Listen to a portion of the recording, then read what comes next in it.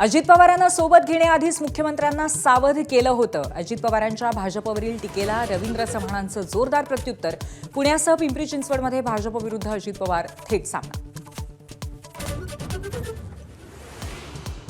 राजकारणात लवकरच नवा बॉम्ब फुटणार. पवार भाजपसोबत येणार का या प्रश्नावरती आशिष शेलारांचं माझा कट्ट्यावर उत्तर. म्हणाले, राज ठाकरेंनी उद्धव ठाकरेंसोबत जाणं चुकीचं. समोर येईल त्यांना सपाट करण्याची ठाकरे बंधूंमध्ये ताकद. कॉफी विथ कौशिकमध्ये बोलताना आदित्य ठाकरेंचा आत्मविश्वास. एकनाथ शिंदेंना समोरासमोर चर्चेचं पुन्हा दिलं चॅलेंज. ठाकरेंचं प्रेझेंटेशन म्हणजे अर्धवट होमवर्कचं वर्कशॉप. आदित्य आणि अमित ठाकरेंच्या संयुक्त प्रेझेंटेशनवर शिंदेंच्या शिवसेनेची सडकून टीका. ठाकरेंची आश्वासनं म्हणजे मुंबईकरांची फसवणूक असल्याचाही टोला.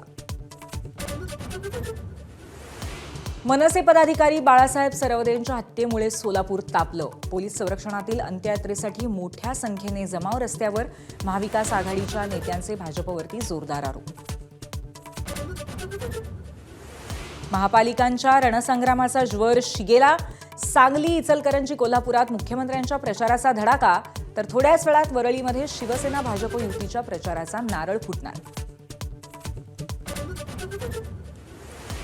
देवा देता है तो छप्पर फाडके. सावित्री फुलेंच्या जयंती कार्यक्रमामध्ये छगन भुजबळांकडून मुख्यमंत्र्यांवरती कौतुकाचा वर्षाव. साताऱ्यातल्या नायगावचं नाव बदलून सावित्रीबाई फुले नगर करण्याचीही मागणी.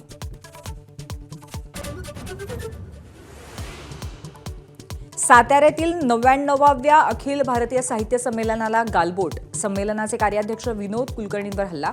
हल्ल्याचं कारण अस्पष्ट.